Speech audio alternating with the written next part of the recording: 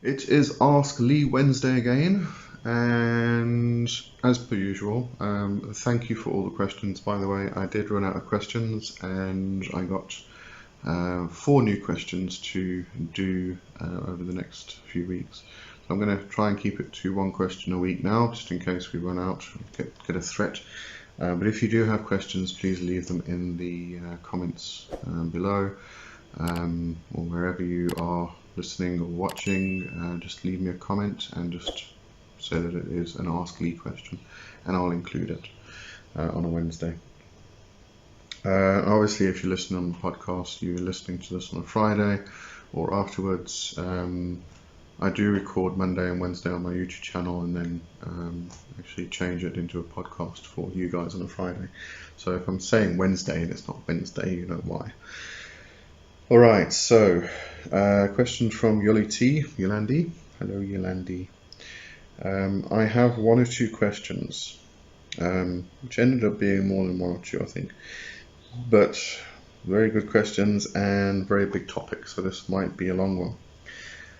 How do I tell the difference between a pet and a familiar, and why can't a familiar be your pet as well? Is your bond with a familiar a lifelong bond or temporary? And what is the difference between a spirit animal, a familiar, and a fetch? How do I know that something is my fetch and not anything bad, for lack of a better word? Alright, a very big topic. And with many things within magic and witchcraft, or within the world itself, when you start to actually delve into things and question them, there's going to be lots of opinions. Especially when it comes to the fetch and the familiar.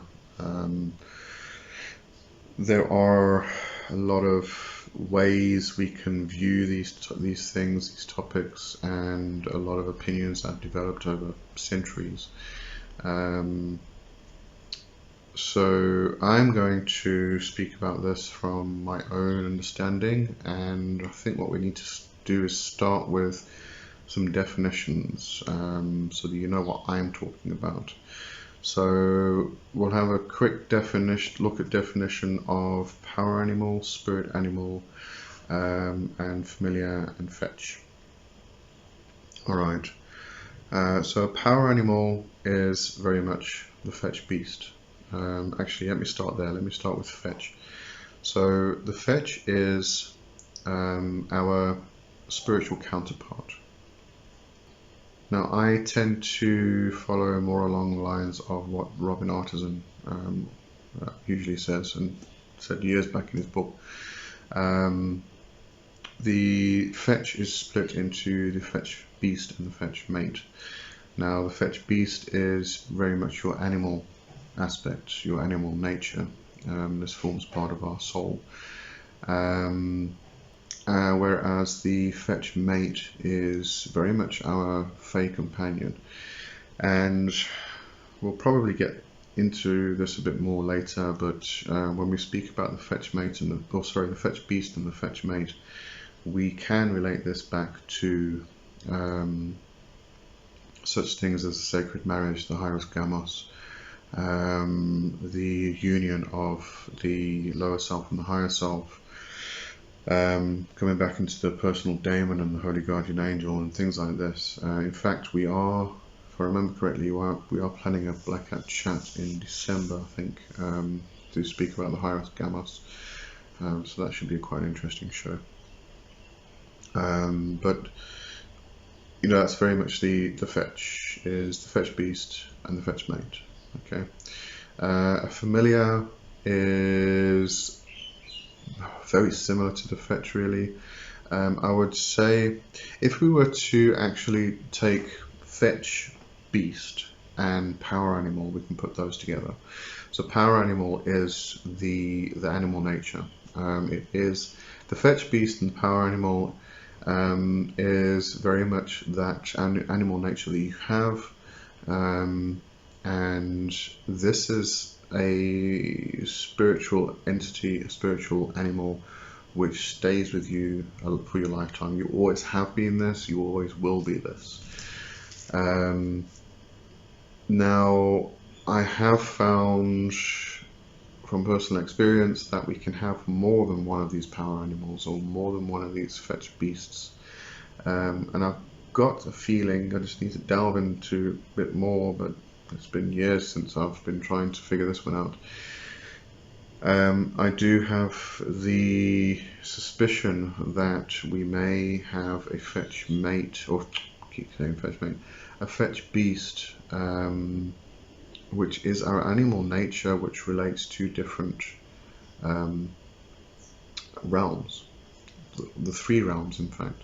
So if we look at the three realms as being earth, sea and sky, we would have a fetch beast or animal nature, a power animal, which is earth based. We may have, then we would probably have one which is sky based, and then we would have one which is sea based. So it may be a bird, a fish, and a land animal. It gets a bit tricky, but it's just a suspicion of mine, something I'm trying to button down and get to the root of. But coming back to fetch beast, your fetch beast, your power animal, is that animal aspect of ourselves which is always with us. It never leaves, it always will be that animal. Then we look at spirit animals. Spirit animals or spirit guides in this respect are animals which are temporary, they come and they go. So they come into our lives when we need to learn a particular lesson, and then they leave when that lesson's done. Then, we can look at totem animals as well. A lot of people consider totem animals to be the power animal. I don't actually like to use the word totem for the power animal. For me, a totem is more of a clan or family based thing. So a clan or a family may have a bear as a totem, for instance. But that's not the individual's power animal. So it's kind of like the power animal for a group of people rather than an individual. Alright, so then we have familiar. So when it comes to familiars are very much, in my understanding, the type of entity which a lot of people actually consider to be the fetch, in terms of a spirit which goes out and fetches things. So it fetches information, it fetches knowledge, it can fetch power, and this is, for me, very much the witch's familiar. And this familiar can take many different forms. It can take the form of being what in chaos magic we would call a servitor, thought form, which has been created for these particular tasks to go out and fetch. And a lot of people will create these thought forms, these fetches, or these familiars, to only exist for a year and a day, and then it dissolves, and then you create a new one. That just prevents it from going haywire and causing havoc. Some consider the familiar to be a spirit animal which comes to you from the spirit world, from the Fey world. In some cases it is a physical animal, it is a pet. But what often happens in that case is that it is this spirit animal which takes possession of the body of the pet.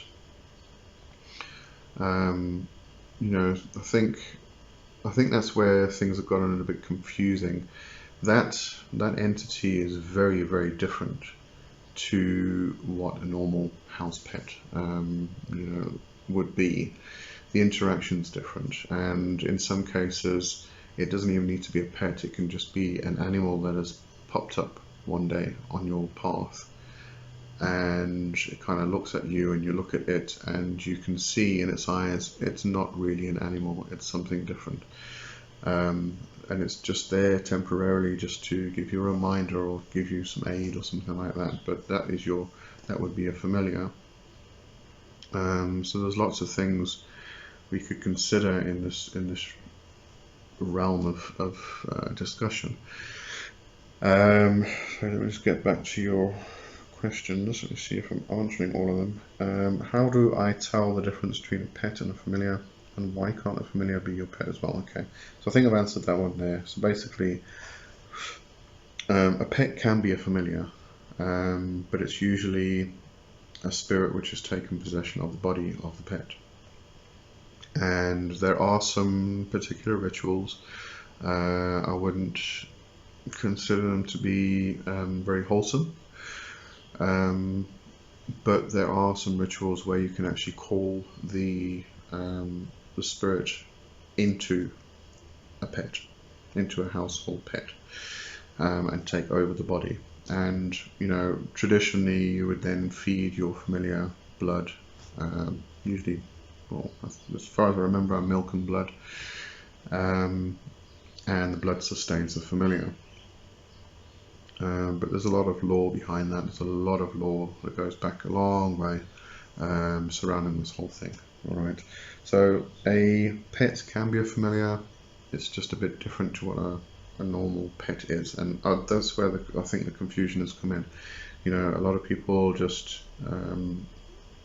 adopt or buy a cat or a dog or something, and they love this animal and it becomes their familiar. We all love our pets. It doesn't mean they're all familiars.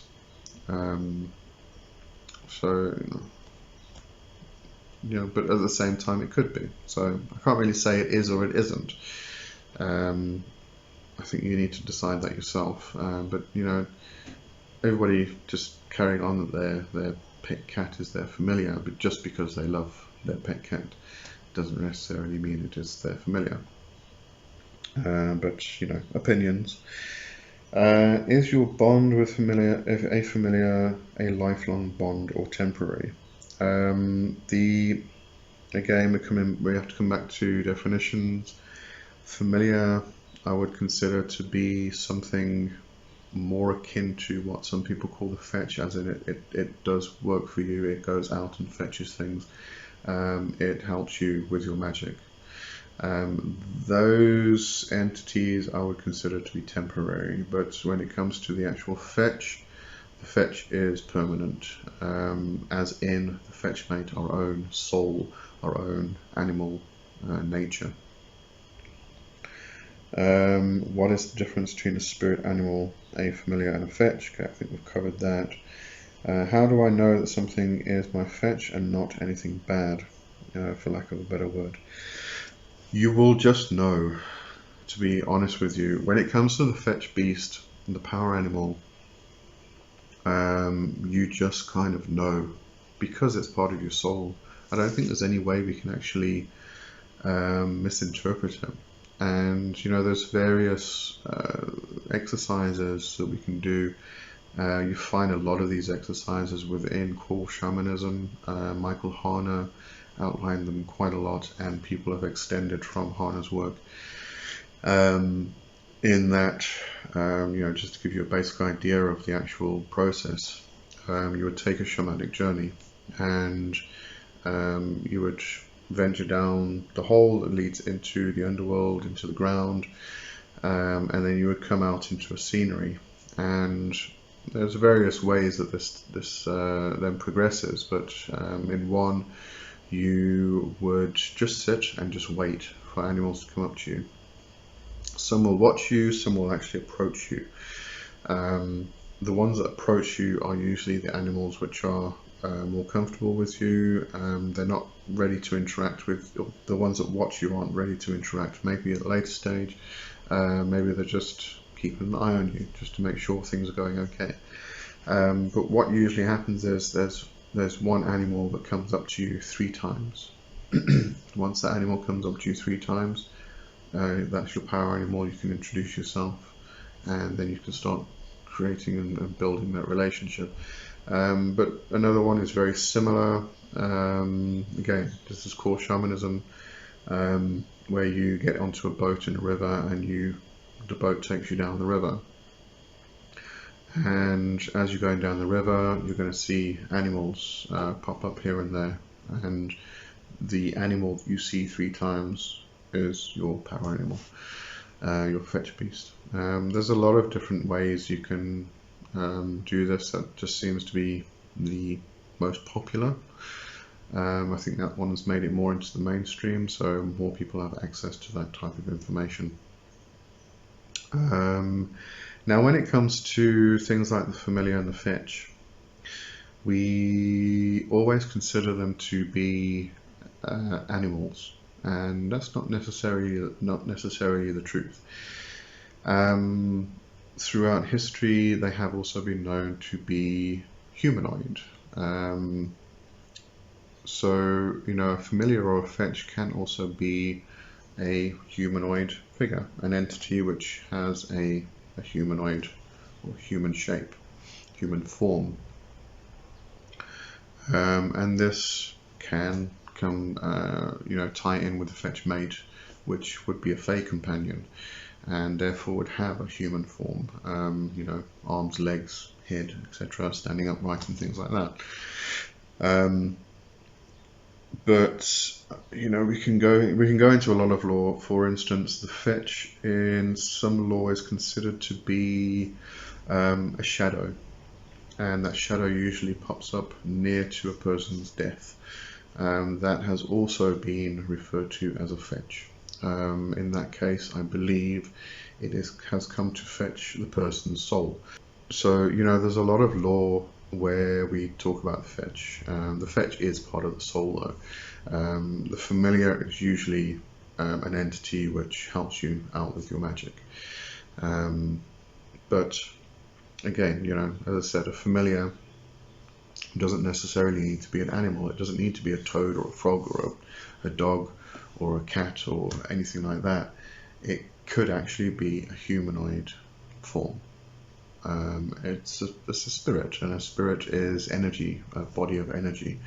So, to try and give it arms and legs and everything else, there's really just us giving these things anthropomorphic aspects and anthropomorphic forms. So, don't think of a familiar just as an animal. And I think coming back to my comparison of terms, actually, where I compare fetch beast with power animal, I think we could actually say that the familiar is the same as the spirit animal, and the spirit animal is the one that pops up every now and again to help you on your path, to guide you, to help you with your magic, help you with your life, and when that lesson is learned, it can then move on. And it does. They pop up, they go away. I've actually had one for years and years and years, but it is a spirit animal, which is the heron. It's been an interesting one because, as I said, it's just been around for a long time, but it pops up every now and again. It's not there permanently, but it kind of shows itself just to give me a reminder that I'm on the right path. So whenever I see a heron, I know I'm on the right path. And for a long time I didn't see it, but more recently I've just been seeing heron after heron after heron for the past several months. So it's just this constant reinforcement and constant engagement, but it's not there permanently. It just pops up just to give me a reminder every now and again. And the first time I saw heron was absolutely amazing. I was walking along the side of a lake, walking along the path, kind of circled the lake, and about 10 meters away from me, all of a sudden this heron just landed, right on the path I was actually walking on. Stayed there for a little bit, I just froze. This is a big bird, and just absolutely freaking amazing. Really was amazing. And then it just took off, and you kind of get these messages when the spirit guides show up, and quite often spirit guides, I've found, show up in real life. Well, real life's a bad word. In the mundane world, in our physical world, I've had them pop up every now and again. Crab, I remember. There was carp as well. But there's an interaction with them that just kind of stands out. It kind of hits you in the face.